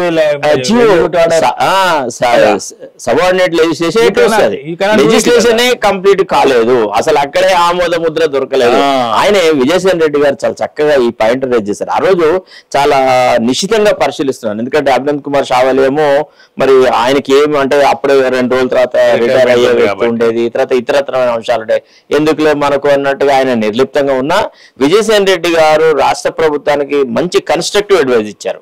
అయ్యా మీరు ఇది ఎట్లా చేస్తారని. మరి ఆ దేశంలో వీళ్ళు మెలుకొని ఓకే రైట్ దీని మీద వాదన, దీని మీద యుద్ధం చేయడం వృధా అని చెప్పడే కోరుకుంటే అయిపోయింది. అయితే మనకు ఇండియన్ జ్యుడిషియల్ ఇప్పుడు మనకు దొరికిన రిజర్వేషన్ పాలసీలో లూప్ హోల్స్ కానీ మన స్టేట్ గవర్నమెంట్ చేసిన తప్పులు కానీ ఇవి మనకున్న అవకాశం. కరెక్ట్. అయితే జ్యుడిషియల్ సిస్టమ్ కూడా మనం ఒకసారి రివ్యూ చేద్దాం. కరెక్ట్. ఎప్పుడైనా కూడా ఒక బెంచ్ ఇచ్చినటువంటి జడ్జిమెంట్ ని ఇంకా నెంబర్ ఆఫ్ ఎక్కువ ఉన్న జడ్జిలు బెంచ్ కనుక దాన్ని రివర్స్ చేసే అవకాశం మనకు ఉంటుంది. కరెక్ట్, ఎగ్జాక్ట్ కదా. ఇప్పుడు 5 జడ్జెస్ ఇచ్చారు అనుకోండి, 7 జడ్జి పోయినప్పుడు ఈ జడ్జిమెంట్ తప్పు, దీన్ని ఇట్లా కాదు ఇట్లా అని చెప్పేసి అక్కడ నుంచి అది కంటిన్యూ చేసే అవకాశం. అలాంటి ఎగ్జాంపుల్స్ మనకి చాలా ఉన్నాయి. దాంట్లో 2-3 మనం చెప్దాం, వాళ్ళకి అర్థం కావాలి. కరెక్ట్. మనకి 1967 లో గోలక్నాథ్ జడ్జిమెంట్ వచ్చింది. Golaknath versus state of Punjab. Famous judgment. 11 judges కూర్చొని రాశారు. దాంట్లో కూడా 6:5 రాసినప్పుడు దాంట్లో ఏమన్నారు, మనకి కాన్స్టిట్యూషన్ లో ఎప్పుడో కూడా amendment any part of the part చేయొచ్చు అన్నారు. చేయొచ్చు అన్నప్పుడు దాని తర్వాత 1973లో మనకు వచ్చిన కేశవానంద భారతి దాన్ని రివర్స్ చేశారు. Basic structure theory you cannot change and you cannot tinker the constitution at any point of time అని చెప్పారు. కాబట్టి నీకు గోలక్నాథ్ పోయింది, రివర్స్ అయిపోయింది. కాబట్టి నీకు మిగిలిపోయిన 1973 మనకి కేశవానంద భారతి స్టాండ్ అయిపోయింది. అట్లనే ఈ నెక్స్ట్ వద్దాం. మనకి ఇందిరా సహాని కేసులో 3 ఇష్యూస్ మనకు వచ్చినాయి. ఒకటి ప్రమోషన్స్ నో అన్నారు, ప్రమోషన్ లో రిజర్వేషన్ వద్దన్నారు. వద్దన్న తర్వాత వచ్చిన డెవలప్మెంట్ తర్వాత కాన్స్టిట్యూషన్ అమెండ్మెంట్ చేసి ఎం నాగరాజ్ కేసులో అప్పీల్ చేశారు. కాబట్టి సో ఈ కేసు ఒక పార్ట్ అక్కడ పోయింది. రెండోది డైల్యూట్ అయిపోయి ఈడబ్ల్యూఎస్ అక్కడ ఇవ్వద్దన్నారు. అక్కడ యాక్సెప్ట్ చేశారు. అంటే 2 ఇష్యూస్ యాక్సెప్ట్ అయిపోయినాయి. ఈ 50% సీలింగ్ ని ఎట్లా ఓవర్కమ్ కావాలి అనేది మనం చెప్దాము. మనం మళ్ళాంటి వాళ్ళు అమెండ్మెంట్ అక్కర్లేదు, డైరెక్ట్ సుప్రీంకోర్టులో పోయి 50% ఈ డెవలప్మెంట్స్ ఈ 70 years లో జరిగిన డెవలప్మెంట్స్ మనం చెప్పుకుంటూ వచ్చి సో జరిగిన పరిణామాలు ఇవి, వాళ్ళ పరిణామాలు ఇవి కాబట్టి యూ క్యాన్ చేంజ్ ఇట్ అని చెప్పి 50% సీలింగ్ అని కనుక మీరు చెప్పే empirical data what ever the other criteria is need to be required ఇవన్నీ పెట్టుకొని మేము మార్చుకునేది స్టేట్ గవర్నమెంట్ ఉందని ఒక మాట చెప్తే చాలు. కరెక్ట్.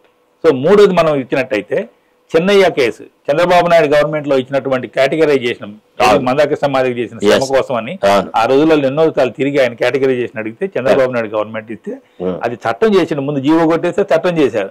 చట్టాన్ని ఈ చిన్నయ్య వాళ్ళు ఛాలెంజ్ చేస్తే దట్ వాజ్ సుప్రీంకోర్టు కొట్టేసింది. కొట్టేసి no categorization state government power లేదు అని చెప్పారు. చెప్పినప్పుడు సెంట్రల్ పార్లమెంట్ చేయను అంటున్నారు. కాబట్టి ఏం చేయాలని చెప్పి మళ్ళీ పంజాబ్ గవర్నమెంట్ నుంచి వచ్చినటువంటి పంజాబ్ స్టేట్ నుంచి వచ్చినటువంటి దేవేంద్ర సింగ్ గవర్నమెంట్ ఏదో అన్న కేసు ఉందో దాంట్లో వీళ్ళంతా ఇంప్లీడ్ అయ్యారు. ఇంప్లీడ్ ఆ కేసులో ఆర్గ్యుమెంట్ చెప్పిన తర్వాత 7 జడ్జెస్ పోయింది. అది 5 అది 7. ఆ 5-7 జడ్జెస్ ఏమన్నా అదే మీరు ఇందాక చెప్పిన Chandrachud Gavai Chandrachud Chandrachud is the CJ, Gavai is judge.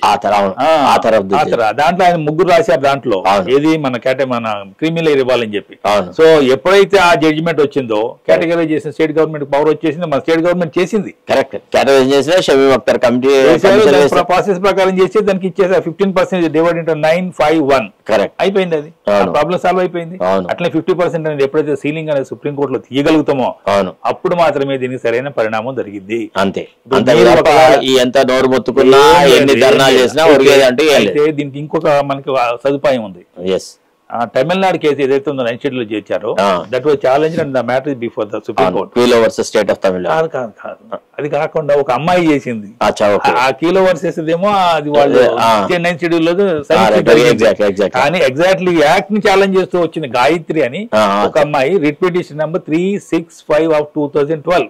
ఎవరన్నా ఒకసారి మన వాళ్ళు ఎవరన్నా కూడా ఈ నెంబర్ నోట్ చేసుకోండి. మీరు దాన్ని మళ్ళీ మీరు సుప్రీం కోర్ట్ లో కొట్టి చూడండి. రిట్ పిటిషన్ సివిల్ C అంటారు number 365 of 2012. This is the matter pending before the supreme Court along with number of writ petitions are pending. ఈ మ్యాటర్ ని కనుక మనం బెంచ్ మీద తీసుకురాగలిగి ఈ 55 ఇప్పుడు ఎట్లయితే మన దేవేందర్ సింగ్ పంజాబ్ తీసుకొచ్చి చేశారో అదే విధంగా ఈ మ్యాటర్ తో పాటు మనం కూడా ట్యాగ్ అయ్యి బీహార్ మ్యాటర్ ఉంది, తర్వాత మధ్యప్రదేశ్ మ్యాటర్ ఉంది, తర్వాత కర్ణాటక మ్యాటర్ ఉంది, ఆ తర్వాత జార్ఖండ్ ఉంది, ఛత్తీస్గఢ్ ఉంది. ఈ రాష్ట్రాలకు సంబంధించిన మ్యాటర్లు అందరూ కూడా 50% మోర్ ఉండాలని అడుగుతున్నారు.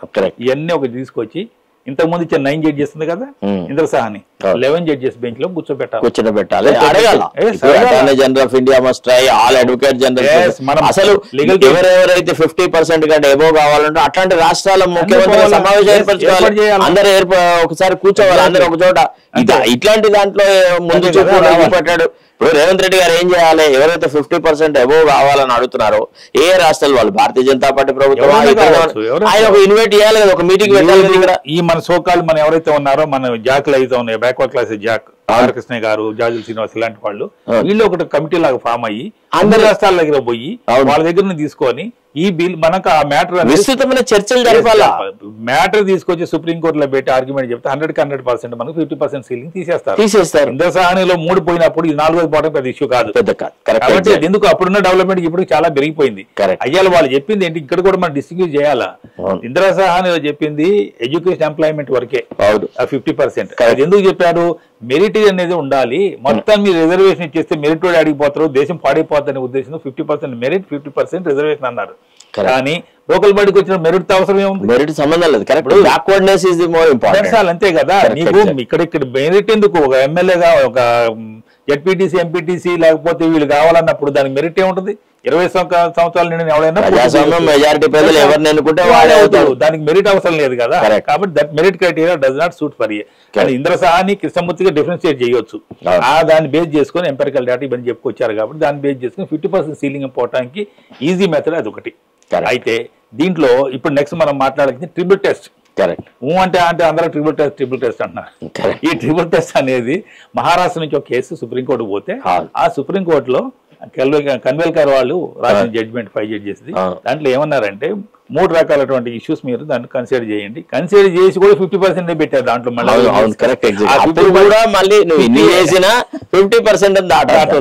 దాంట్లో ఏమంటారు? First you have to appoint అని డెడికేటెడ్ కమిటీ. అంటే దీనికోసం ప్రత్యేకమైన కమిటీ వేయండి.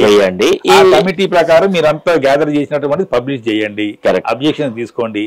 తీసుకున్న తర్వాత దాన్ని పెట్టి ఒక రేషియోని చేయండి. మీరు ఎంత ఇవ్వాలి, ప్రపోర్షనేట్ రిజర్వేషన్ ఎంత. అంటే రాష్ట్రంలో ఉన్న ప్రత్యేకమైన పరిస్థితులు ఏంటిది అని తెలుసుకోవడానికి ఒక డెడికేటెడ్ కమిషన్ ఉంది. ఆ కమిషన్ కూడా ట్రాన్స్పరెంట్ మెథడ్ లో జనగణన జరపాలి. అందరి యొక్క ఆలోచనలు తీసుకోవాలి. నిజంగా బ్యాక్వర్డ్నెస్ ఎక్కడ ఉంది అనేది పిన్ పాయింట్ చేయాలి. ఉట్టిగానే ఏదో డెడికేటెడ్ కమిషన్ వేసినా వాడు ఏదో మూలకు కూర్చొని ఏదో ఒక రిపోర్ట్ రాసినాడు అదే డెడికేటెడ్ కమిషన్ రిపోర్ట్ అంటే నడదు. కరెక్ట్.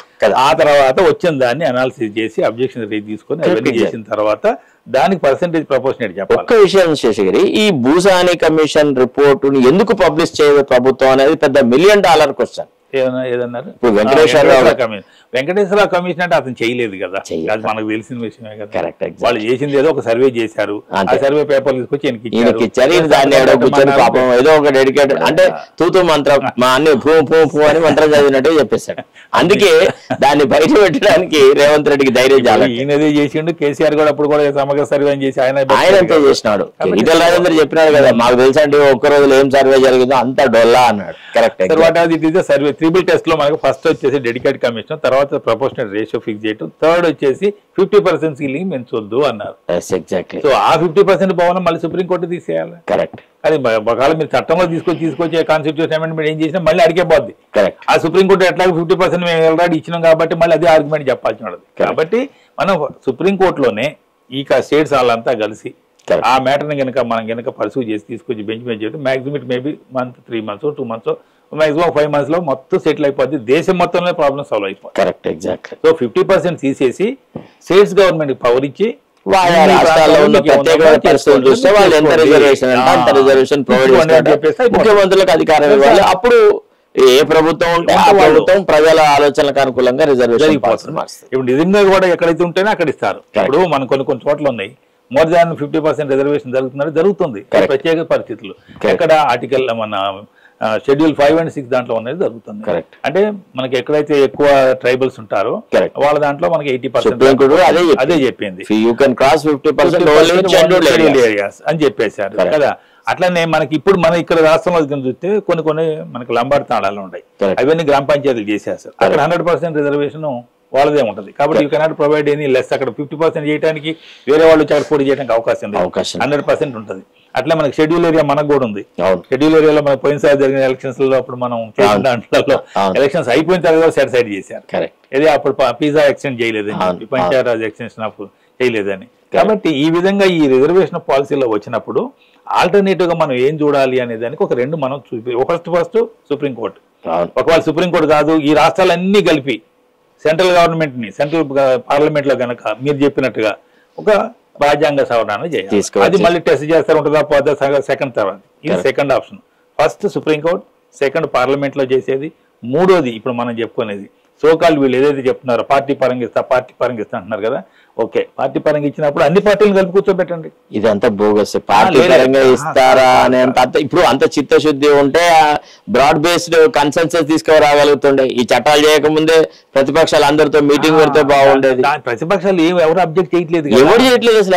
అది దానికి చేయాలంటే ఇప్పుడు జరగబోయేదానికి మనం చెప్పే ఆల్టర్నేటివ్ ఏంటంటే ఇప్పుడు లోకల్ బాడీ ఎలక్షన్స్ జరగాలి. 1.5 years అయిపోయినాయి, సెంట్రల్ గవర్నమెంట్ ఫండింగ్ అంతా ఆగిపోతుంది. కాబట్టి ఈ 42% తీసుకొచ్చి ఎలక్షన్ జరిపి చేయాలంటే గవర్నమెంట్ వల్ల కాదు. అట్లా అని చెప్పేసి రైట్ కో రాంగో 23% అయిపోతే మళ్ళీ వాళ్ళు ఊరుకోరు. అంతా ఈ పోతుంది. కాబట్టి 42% చేయాలన్నప్పుడు ఇప్పుడు మీకు గుర్తుండి ఉంటుంది, మనకు స్వతంత్రం వచ్చిన మొదటి రోజులు రాకంటే ముందు గాంధీకను అంబేద్కర్కి ఒక ప్యాక్ట్ జరిగింది, పూనా ప్యాక్ట్ అని, కమ్యూనల్ అవార్డు గురించి. ఎంత ఉండాలి ఇంత ఉండాలి. వీళ్ళిద్దరి మధ్య వచ్చినప్పుడు ఇద్దరు కూర్చోబెట్టి 23 మంది సంతకాలు చేశారు. అది మన మధ్య మనవాళ్లే. అట్లనే ఇక్కడ కూడా అందరిని పిలిచి ఏ పార్టీలో అందరిని పిలిచి ఈ మన జాజుల శ్రీనివాస్ గారు చేయాలి, లేకపోతే కృష్ణయ్య గారు, వీళ్ళు మాత్రమే చేయగలుగుతారు. స్టేట్ గవర్నమెంట్ కి అంతగా వాళ్ళు ఉండరు చెప్తే వినరు. కాబట్టి అన్ని పార్టీల వాళ్ళని పిలిచేసి ఒకసారి ఒక అగ్రిమెంట్ రాయించాలా. మేమందరం కూడా బీసీల స్థానాలు ఐడెంటిఫై చేస్తాము. అన్ని రాజకీయ పార్టీల తరఫున బీసీల ఐడెంటిఫికేషన్ అక్కడ ఆల్రెడీ 42% ఇప్పుడు చేశారు కదా, చేశారు. ఉన్నది కదా. ఆ స్థానాలు ఏమైతే ఉన్నాయో ఆ స్థానాల ప్రకారమే బీసీలకి మనం అందరం ఇచ్చుకుందాము, దాంట్లో డిస్టర్బ్ చేయొద్దు అని ఒక సంతకాలు పెట్టి అగ్రిమెంట్ తయారు చేసి పబ్లిష్ చేసి వదిలేసేది అనుకోండి. ఏ పార్టీ కూడా బీసీలకి ఇస్తారు. అంతా కాకుండా ఇండిపెండెంట్ వచ్చి పోటీ చేసుకున్న బీసీల మధ్యలోనే పోటీ ఉంటుంది. అందులో ఎవరు ప్రజాదరణ ఎక్కువ ఉంటే ఆ పార్టీ వాళ్ళు గెలుస్తారు. అది రెండోది వచ్చేసి మీకు ఎంత చెప్పినా కూడా పంచాయతీలలో మీకు పార్టీ రిజర్వేషన్ లేదు, వార్డ్ మెంబర్స్ లేదు. ఈ రెండు లేనప్పుడు ఈ మిగతాది మనకి జిల్లా పరిషత్ మండలాలే. ఈ దీనికి ఎంత పెద్ద చేయాల్సిన అవసరం లేదు. రేపు పొద్దున మళ్ళీ మున్సిపాలిటీస్ వస్తున్నాయి, తర్వాత కార్పొరేషన్స్ కూడా వస్తాయి. కాబట్టి ఈ సిచ్యువేషన్ ఈ ఫ్రేమ్ వర్క్ లో పార్టీలను అందరిని కూర్చోబెట్టి ఒక ప్యాక్ట్ తీసుకురాగలిగితే అది బెస్ట్ సొల్యూషన్ అవుతుంది. ఎందుకు ఎలక్షన్స్ కూడా జరిగిపోవాలా, ఎలక్షన్ 2 రోజులు ఆపడం కూడా తప్పవుతుంది. ప్రజాస్వామిక పద్ధతిలో ప్రజాస్వామ్యం అనేది వెలువరియాలి. అంతేకాకుండా అసలు కాన్స్టిట్యూషన్ లో ఎందుకు పెట్టారు 73rd అమెండ్మెంట్ ఎలివేట్ చేసిన పర్పస్ అది కదా. నీకు డైరెక్ట్ ఫండింగ్ అంతా కూడా గవర్నమెంట్ నుంచి పోవాలి, సెంట్రల్ గవర్నమెంట్ నుంచి పంచాయతీలు రావాలని ఒకటి పెట్టారు. 5 years జరపాలన్నారు. In extraordinary situation you may take 6 months అన్నారు. ఒక చిన్న విషయం శశిగిరి, ఈ రాజీవ్ గాంధీ గారి ప్రభుత్వంలో ఇది ఇంట్రడ్యూస్ చేసినప్పుడు రాజీవ్ గాంధీ తన ఉపన్యాసంలో ఏం చెప్పినంటే, ₹1 నేను గనక పంచాయతీలకు పంపిస్తే 19 పైసలు మాత్రమే పంచాయతీలకు పోతున్నాయి. గ్రామ స్వరాజ్యం అనే దానికి మనం తూట్లు పడిచినాము. కాంగ్రెస్ పార్టీ గ్రామ స్వరాజ్యానికి కట్టుబడి ఉంది. అందుకోసమే వీటికి పంచాయతీలకు రాజ్యాంగ ప్రతిపత్తిని కల్పిస్తున్నాం. పీరియాడికల్ గా ఎలక్షన్ జరపాలా, స్టేట్ ఎలక్షన్ కమిషన్, ఇట్లా రకరకాల పొందుపడదు. దరిద్రం ఏంటంటే ఏ పార్టీ అయితే పంచాయతీలకు ఆ రాజ్యాంగ ప్రతిపత్తి కల్పించిందో, ఏ పార్టీ అయితే ఫిరాయింపులను నిరోధింపజేస్తుందో వాళ్ళే దానికి తూట్లు పడుస్తా ఉన్నారు. ఇప్పుడు మన ఇండియన్ హిస్టరీలో గ్రేటెస్ట్ పర్సనాలిటీస్ ఎంతమంది మనం లెక్కేసుకున్నా కూడా రాజీవ్ గాంధీని వదులుకుంటామా?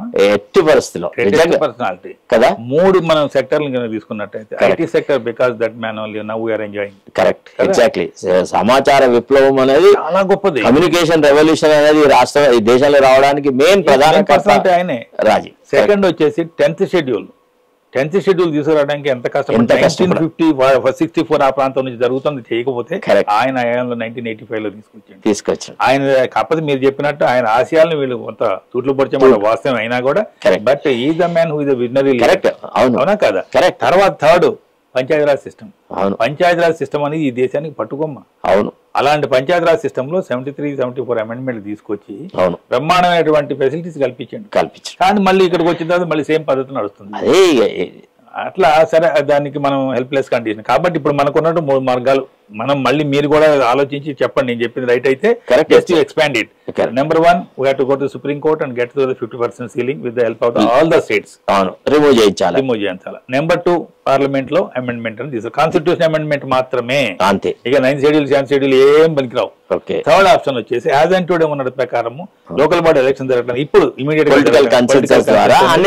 అన్ని రాజకీయ పార్టీలను కూర్చోబెట్టుకొని 42% ప్యాక్ట్. అది 42%. ఇప్పుడు పూనా ప్యాక్ట్ అయితే ఎట్లా అంటున్నాము, 42% తెలంగాణ ప్యాక్ట్ అని పెట్టండి ఒక పేరు. దాని ప్రకారం అందరితో సంతకాలు పెట్టండి. ఇప్పుడు ఆల్రెడీ రిజర్వేషన్ డిసైడ్ అయ్యి ఉన్నది. రేపు ఎలక్షన్స్ పోతే 23%, 29%. యాక్చువల్గా చెప్పాలంటే ఇప్పుడు మరి అది మనం కొంచెం డేర్గా చెప్పాల్సి వస్తుంది. ఆ మాట చెప్పాలంటే SC STలకి ఇచ్చే రిజర్వేషన్ 2011 ప్రకారం ఇస్తారు. 2011లో వాళ్ళకి అప్పుడు 6% ఉంది. అయినా కూడా మనం ఎగ్జిక్యూటివ్ ఆర్డర్ లో 10% ఇచ్చేసాం. సో అది 10, 15, 25%. 25% తో మనం బీసీలకు ఇచ్చినట్టయితే ఇప్పుడు ఈ రిమైనింగ్ పార్టీ ఏదైతే ఉందో పార్టీ పరంగా ఇచ్చినట్టయితే ఇప్పటి వరకు సమస్య పోతుంది. ఇది లేకపోతే 23% తో చేస్తుంటే మనం ఏం చేయగలుగుతుంది?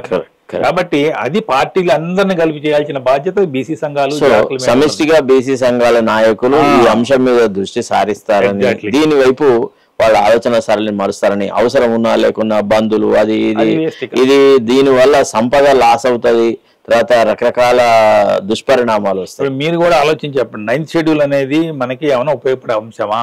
Correct, exact. అనుకున్నప్పుడు దాన్ని చాలా సార్లు నా చర్చా కార్యక్రమాలు అక్కడిక్కడ చెప్పడానికి ట్రై చేస్తున్నాను. ఐఆర్కు వెళ్ళే దాంట్లో ఇట్లా ఇచ్చినారా బాబు అంటే దాన్ని ఇంకొక రకంగా చెప్పడానికి ప్రయత్నం చేస్తా, లేదంటే ఆ పర్టికులర్ కాంటెక్స్ట్ వచ్చినప్పుడే మన గొంతు నొక్కేస్తా ఉన్నాను. సో కాబట్టి మీరు అడిగిన ప్రశ్నకి మళ్ళీ ఇప్పుడు మనం వస్తున్నాం.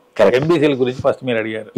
ఎంబీసీలకి వాటి how you are going to justify అనేది. కరెక్ట్. ఇప్పుడు మనం ఆలోచిస్తే ఎంబీసీలు అనేది నిజంగా కూడా వాళ్ళు చాలా ఇబ్బందులలో అనమాట. చాలా దుర్భరమైన పరిస్థితి. వాళ్ళని మనం పైకి తీసుకురావాలంటే ఇంతకు ముందు మన ఇంటర్వ్యూలో కూడా ఒక ఇష్యూ వచ్చిన వాళ్ళందరినీ కూడా నామినేటెడ్ పోస్టులు ఇవ్వాల్సిందే.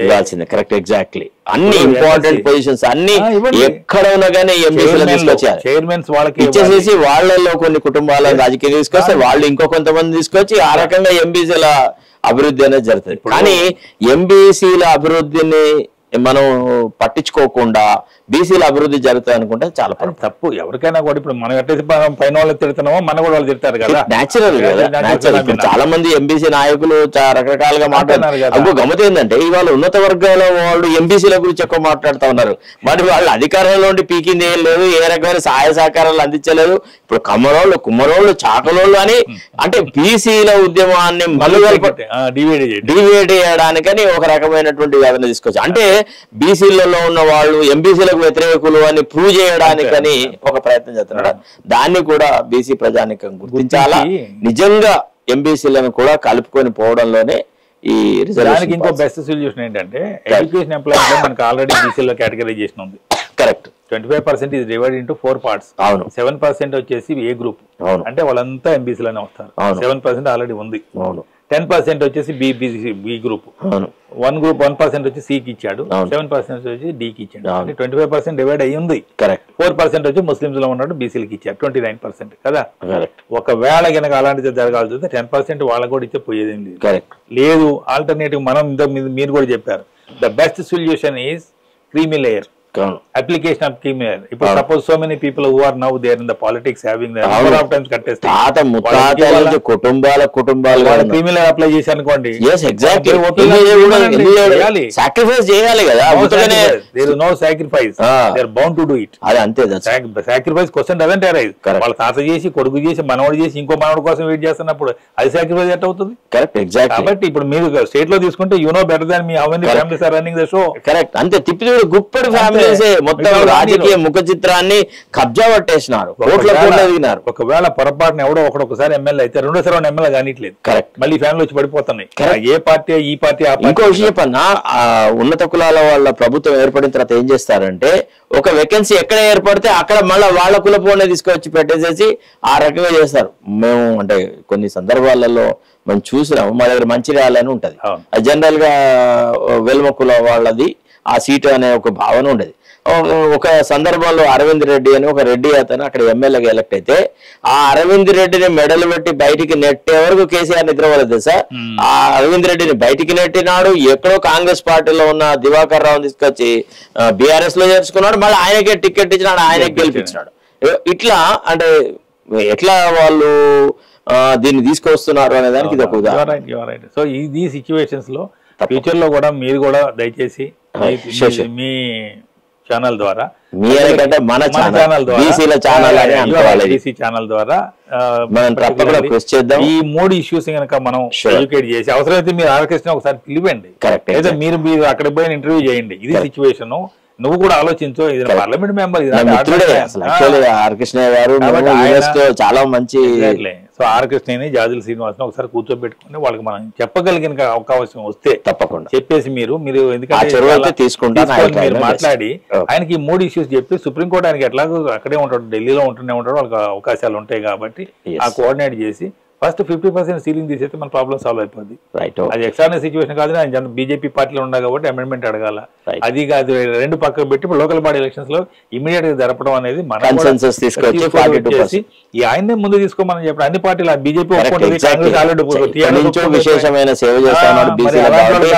నేతృత్వంలో పనిచేయడానికి ఎవరికి ఉంది. ఇప్పుడు అందరూ వచ్చేసారు కదా, కాబట్టి అది అందరూ వచ్చేసారు. మీరు మళ్ళీ కూడా ఎక్కడైనా ఛానల్ లో మీరు చెప్పాల్సి వచ్చినప్పుడు 9 షెడ్యూల్ గురించి మళ్ళీ మీరు స్పెసిఫిక్ చెప్పండి. 9 షెడ్యూల్ చేసేంత మాత్రంలో అది సమస్య పరిష్కారం కాదు. అది పోయి అక్కడ ఛాలెంజ్ చేయరని, ఛాలెంజ్ చేస్తే సుప్రీంకోర్టు ఇన్వాల్వ్ కాదని పొరపాటు.